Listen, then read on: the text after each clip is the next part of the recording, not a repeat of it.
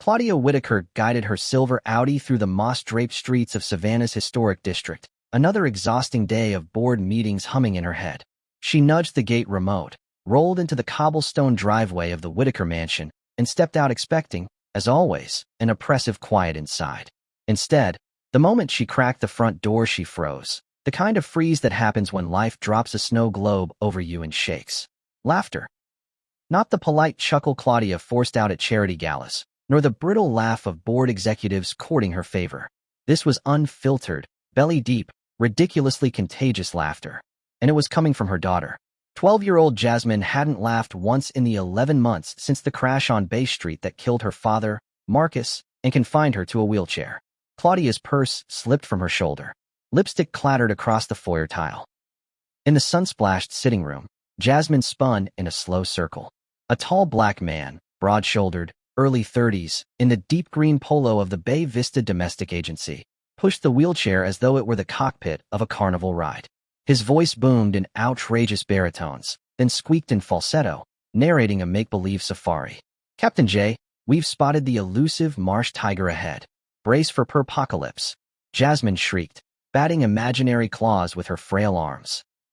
Her curls bounced. Her dimples reappeared, revived from hibernation.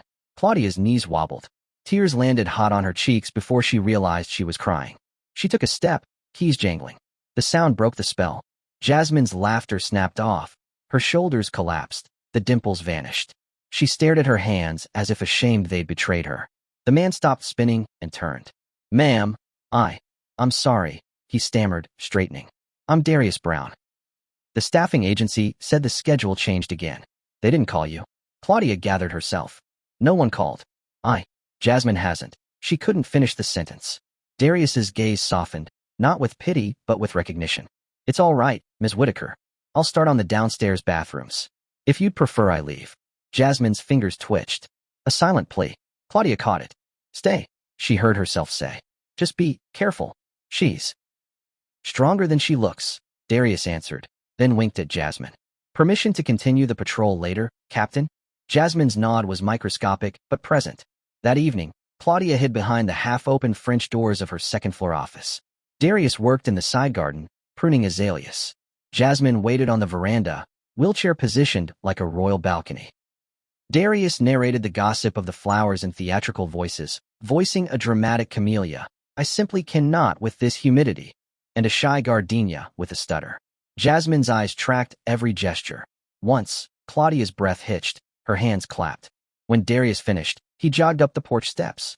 "Captain," he said, "mission status?" Jasmine touched thumb and forefinger, forming an OK. Claudia covered her mouth to keep from sobbing. Inside, Darius asked if he could prepare a snack. Jasmine had eaten little more than applesauce in months. Claudia shrugged helplessly. 20 minutes later, Darius returned with a tray of star-shaped quesadillas ringed by blueberry planets. "Astronaut rations," he announced. Jasmine hesitated, then took a tentative bite. She stretched. Claudia nearly fainted with relief. Before clocking out, Darius crouched. "Tomorrow we chart the Forbidden Lagoon, Captain. Rest up." Jasmine lifted a hand, index and middle finger raised in a V. Peace or victory. Either way, Claudia would take it. Hope, a scent she'd forgotten, drifted back into the Whitaker mansion. By the fourth day, rituals had blossomed. Morning expeditions through Foghorn Forest. The foyer segued into midday art sessions where Darius sketched Savannah ghosts per Jasmine's instructions. She responded with wider smiles, tentative whispers, the barest hints of words. Claudia watched from doorways, always wanting to step forward, terrified she'd eclipse the light. On Friday afternoon, Darius connected his phone to the vintage record player and filled the parlor with Motown. He swung Jasmine's wheelchair in gentle waltzes. She lifted her arms, imitating the ebb of his sway. Claudia opened the door a hair wider, recording with her phone through tears. That night she emailed the agency a glowing review. The reply came. "No employee by that name is currently assigned to your residence." She read it twice, puzzled, then shrugged. Clerical error, perhaps. She'd sort it Monday. Sunday, summer rain painted the windows silver. The doorbell rang. Claudia, still in silk robe, padded downstairs. On the porch stood a man whose face knocked wind from her lungs. He was the mirror of her late husband. "Good morning," he said, voice honeyed, eyes impossibly familiar. "I'm Malcolm Whitaker, Marcus's twin. He extended a bouquet of lilies. I came as soon as I could bear returning to Georgia. I want to help. Jasmine, wheeled in by Darius, saw Malcolm and screamed, a raw, animal sound. She trembled violently. Darius spun the chair away, murmuring comfort. Claudia's head spun. Marcus had spoken of a twin, estranged since college. Malcolm chased risky ventures. Marcus built a law career. They hadn't spoken in years. Claudia stepped aside automatically, letting Malcolm in as thunder growled. Malcolm crouched to Jasmine's level, but she recoiled, whimpering. His smile tightened. Poor kiddo. Trauma's a beast. To Claudia he said, let me lessen your burdens. I can manage household affairs while you work. I love my brother. I owe him that. Darius re-entered, eyes wary. Malcolm's gaze flicked over him, assessing, dismissive. And you are? Darius. I take care of the house and the captain, he said, nodding to Jasmine. The help. Malcolm smiled without warmth.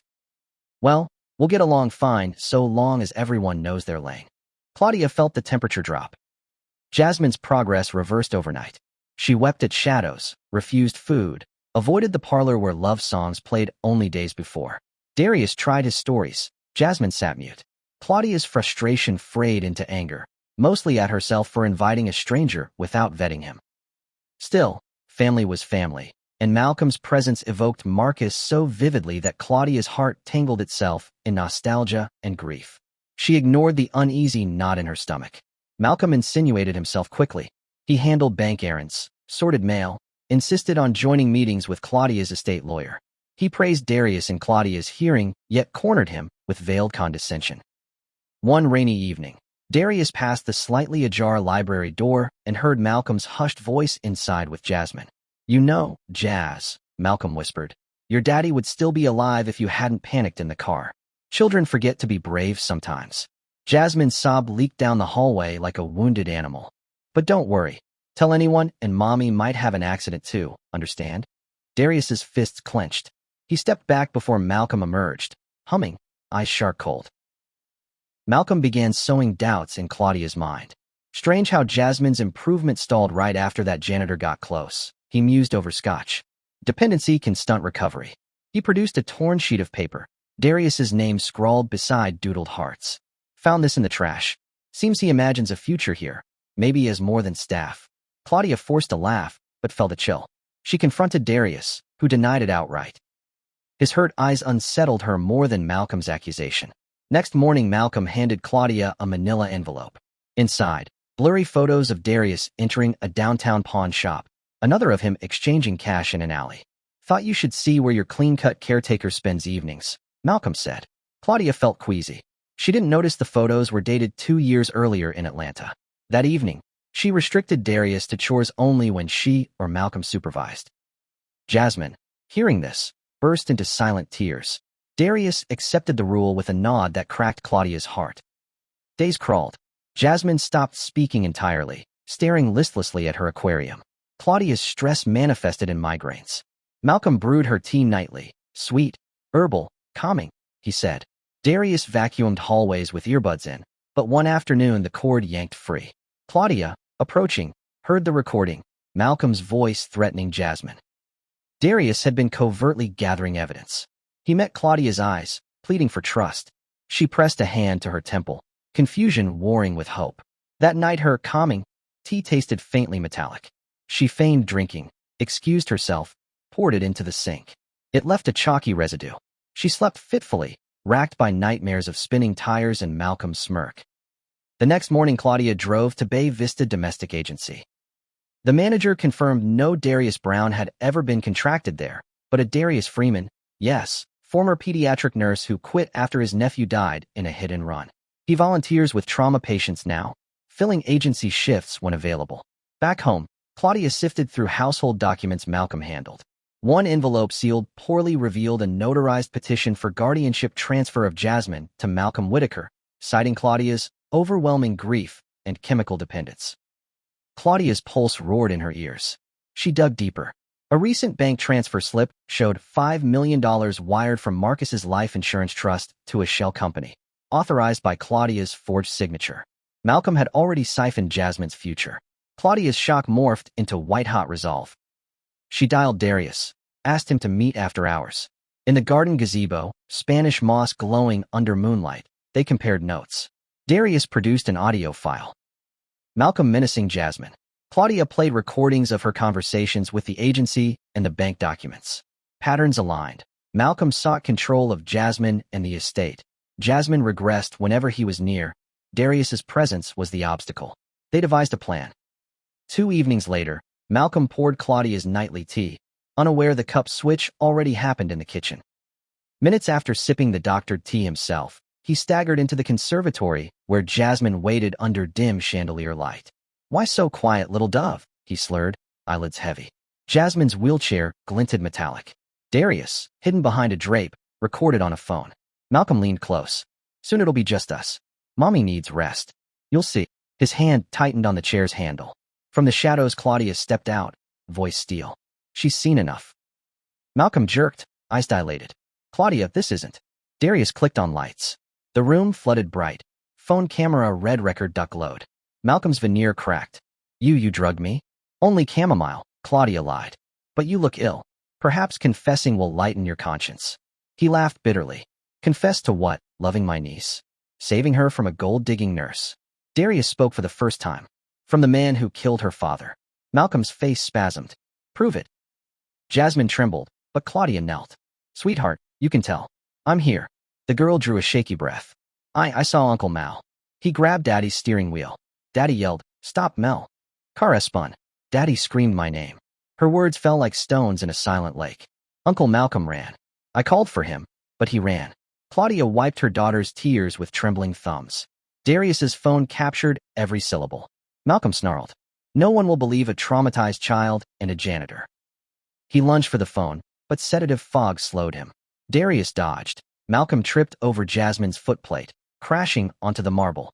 Police sirens wailed 2 blocks away. Claudia had triggered the silent alarm moments earlier. Malcolm rasped. "You'll ruin Jasmine dragging this through court." Claudia crouched inches from his face. "Jasmine's already ruined? You did that. Now she heals." Officers entered, guns ready. Claudia handed over the paperwork, audio files, bank slips. Malcolm was cuffed, rights red. He looked up at Claudia, venom mixing with heartbreak. "I love my brother. He took everything from me first." Claudia straightened. "You confuse love with possession. A lesson you'll have years to ponder." As police escorted him out, Jasmine wheeled forward. Her voice fluttered but held. "Daddy forgave you." "I don't." She turned away, into Darius's waiting arms. In the weeks that followed, Jasmine's words multiplied like spring azaleas. Therapy sessions with Darius, officially hired now as her rehabilitation aide, blended medical exercises with pirate adventures. Claudia debated resigning from her firm, but instead restructured projects to remote, so evenings belonged to porch swings and peach ice cream. Malcolm pled guilty to manslaughter, forgery, and grand larceny, receiving 15 years. His confession unlocked insurance clauses Marcus had drafted, redirecting stolen funds to Jasmine's educational trust and a victim services scholarship. Darius declined the reward money Claudia offered. She insisted he accept a college fund for the nieces he helped raise after his sister's passing. One humid June sunset, exactly 1 year after Malcolm's arrest, the Whitaker backyard buzzed with cicadas and the smell of hickory smoke. Paper lanterns floated above the lawn. Friends from the hospital, neighbors, and Darius's church choir mingled, black, white, biracial, differences blurred under amber light. Claudia descended the veranda steps in a cornflower dress, heart jackhammering. She found Darius near the fountain telling a joke to Jasmine and her best friend, Amara. The girls cackled. Jasmine's wheelchair sported superhero stickers. Claudia cleared her throat. Darius turned, smile costing nothing. She drew a velvet box from her pocket and, ignoring gasps, knelt. "Savannah, etiquette be damned. Darius Freeman, for months you pushed away my darkness and helped my daughter find her laughter. You showed us love doesn't rescue from above. It kneels in the dirt, plants seeds, and waits. Will you marry me?" Darius's eyes filled like a titapool at dawn. He glanced at Jasmine. She saluted, captain to first mate. He laughed, tears spilling. "Yes, ma'am, I will." Cheers rose. Fireflies blinked approval. Jazz trumpets from a speaker swung into "At Last." Weeks later, the trio visited Bonaventure Cemetery. Spanish moss danced on breeze. They stopped at Marcus Whitaker's grave. White marble, fresh lilies. Jasmine spoke first. "Hi, Daddy. Mom's okay. I'm better." This is Darius, my bonus dad. She squeezed his hand. I forgive you for leaving. I know it wasn't your choice. Claudia laid a sunflower. Marcus, love. Your brother made awful choices, but your daughter made brave ones. She saved us. Darius adjusted Jasmine's blanket. Sir, I promise to guard your girls with everything I have. A hush settled, like the cemetery itself exhaled relief. Then Jasmine pointed upward. Look, two hawks. They soared together, will spokes of feather turning above the oaks until they vanished into the vast Georgia sky. Years ahead would bring physical therapy setbacks, corporate firestorms, marital squabbles over paint colors. But none would match the crucible they'd survived. In living rooms across Savannah, people whispered the tale of the millionaire mother saved by a mysterious caretaker and a child who found her voice. And on quiet nights, when cicadas hummed and moonlight striped the hardwood floors of the Whitaker home, Claudia sometimes awoke to laughter downstairs, bright, rolling, unstoppable. She would slip from bed, stand at the landing, and watch her daughter and her husband dance circles through foghorn forest, inventing new constellations between chandelier crystals.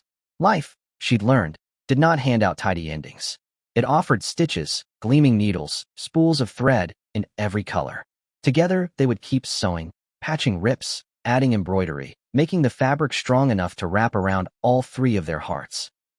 And sometimes, if she listened closely, she could swear the house itself was laughing along.